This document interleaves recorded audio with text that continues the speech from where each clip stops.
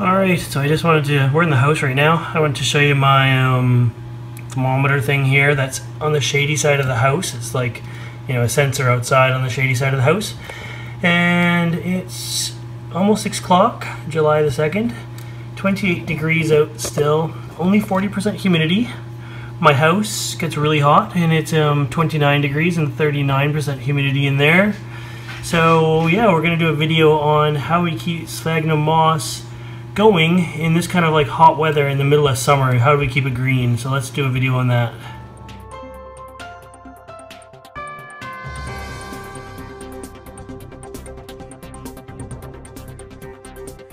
Alright, so I just did that little intro there. I was outside of my tempered greenhouse there watering the plants because it's hot out, as you just saw. And yeah, I was pouring myself a beer, so we're going to do this one-handed. And I'm in flip-flops, so it's going to be one of those kind of videos, I guess. I want to show you my new humidifier. I'm going to do, I think, a review on this thing, because this is an awesome humidifier. Look at that. And it's one that like fills with the jug, like the top, the jug, you don't got to take it all apart. So I have some seedlings in the sun there, my big bical. But anyways, we're going to go outside and we're going to look in this greenhouse first. Alright, into this greenhouse we go. This is not going to be a greenhouse tour, we're just purely looking at the moss here. And so I was watering it all down. Every morning the hoses do drip in here and it gives it like a little bit of water. But I usually come in here about this time of day. The door is wide open, but as you can see, it is about 105 in here, 40 Celsius. And this is way down low too, so this thing is totally shaded right now. It's pretty smoking hot in here.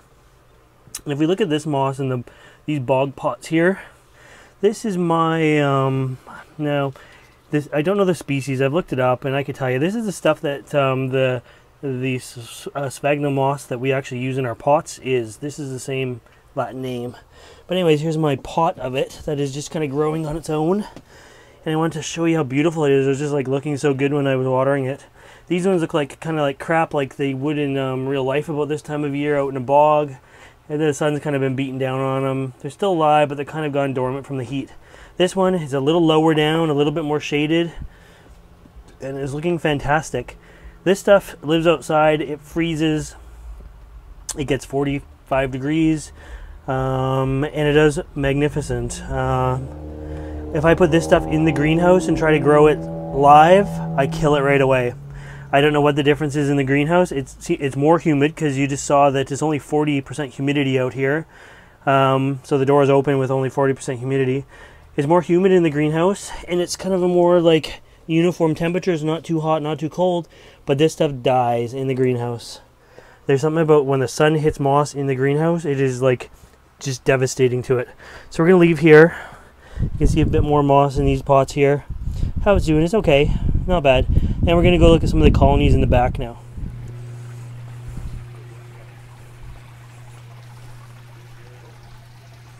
Okay, we're back of my greenhouse. This spot's basically totally shaded, other than it gets a little bit of evening sun, just like in between the houses sort of thing. And this is some of the moss that it's always covered in sticks and stuff because it lives outside and always gets grass growing in it. I let the leaf litter kind of gather on it in the winter time because it makes it a little bit more protected from like the winter cold and drying out. This is on here because birds and animals get in there, so I try to discourage that. Most of it looks pretty good. So I don't have time to be watering all this. All these like holes like this are where I put moss back, like I've used it and I'm gonna let it regrow because it's live. This little yellow spot here was something that got cooked in the greenhouse real good. So I'm gonna see if I can bring it back to life. I see a little bit of green starting back on it now. But yeah, for the most part, it's nice and light and fluffy and pretty awesome. I love moss. This sphagnum moss is great. So this is likely some of the stuff that you would get if you purchase some moss off me. This sort of green stuff here. I have a sprinkler in here. It goes once a day for about half an hour and just soaks everything down. There's a hole in the bottom down here that allows for about a half an inch of water to stay in, and it kind of gets wicked up everywhere. But a lot of this stuff is like thrown back in here from past use. It's not stuff I would want to use or sell up back here, but this stuff down in the front is looking really nice. So yeah, that's some nice green moss here. Let's go up to my little colonies. They're in the direct sun. Makes it a little bit harder.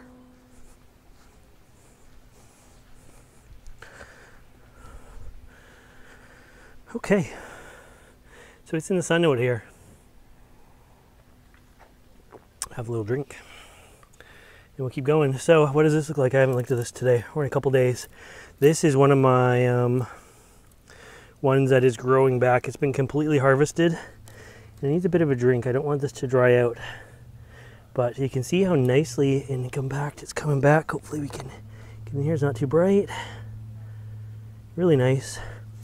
Where it was all like just bits of moss thrown in there, it's coming back quite nicely up here. And by the end of the summer, this should be a nice bed of moss again. But I gotta pick out the weeds too while we're here. So this one doesn't get any water. I'm bad that way. I have to remember to water this one. So this one's like a sitting duck. Now we'll move in a little bit more. This one is one that just came back out of the greenhouse. I weeded a bunch of my, let's get you in focus. I weeded a bunch of my nepenthes just because the moss was overgrowing all my nepenthes. And yeah, so it was all kind of just thrown back in here. I tried to make it so the heads are growing up, but in a few months it will be nice again. So I gotta water that one before it gets too dry. Now we're moving kind of a little bit more into the shade a bit, and let's have a look here. This one again is one that's a little bit older, but was totally used at one point, so it's coming back nicely. It looked like that, or like the first one a few months back. And this one is getting closer to the sprinkler head, which is right here, and it waters these three here. This one got screwed up big time because look at how brown this crap is in here. What happened, and I need to take this out and try to fix it before it's too late. The palm tree up there bloomed, and all its little flower things fell down and into this. So it's got like a surplus of crap in here right now. So this one looks probably the worst of all of them. I'm quite upset that I didn't do something about it sooner. I didn't think it was going to get this bad. I seen it kind of happening. Then it's like I went back a week later and it's like, oh my goodness, it's happened like a lot more. You can see all the little, they're brown now, but they were like orange or yellow. And yeah, so this grass isn't actually in here. We'll try to get you back in focus again. But this one here needs a good spraying out to try to knock all these seed things out, because it seems to be not doing very well. This one I'm going to say is the worst out of all my moss. Put that back on. This one gets sprayed as well. Look at this seeds. Look at these. Oh God. So that sucks. Hopefully the moss is going to just grow right over and through it, and this will add a little bit of nutrients to the moss. Now this moss isn't actually growing in anything, it's just moss in a tray. There's no peat moss down below or anything like that. Damn it.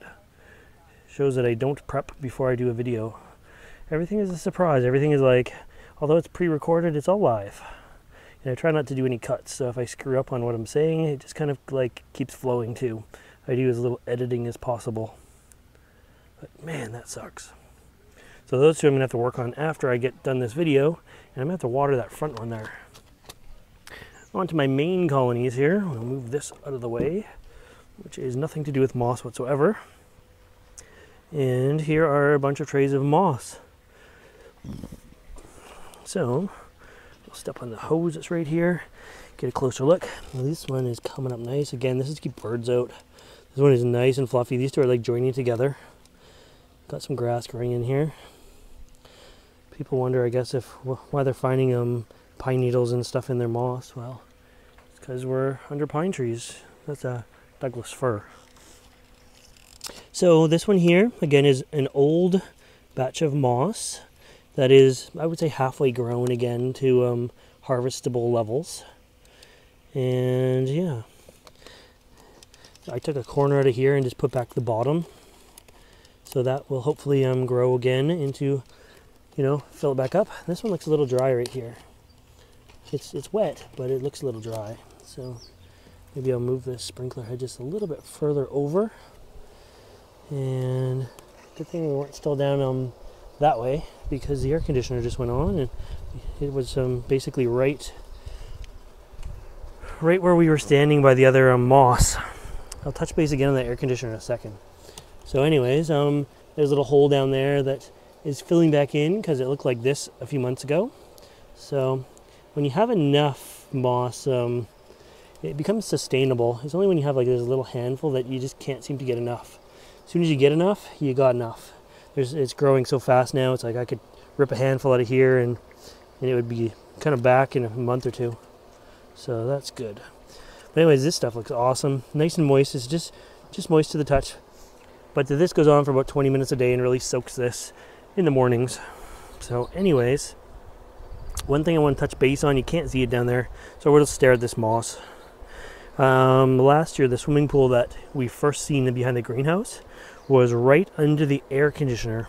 And you know how air conditioners drip, right? Well, here's something. I always say do not use the water from the air conditioner because it runs all over the aluminum fins on the back as it's condensating and cools down and drips out. So I always say that it's high in heavy metals and you shouldn't use it and everything like that.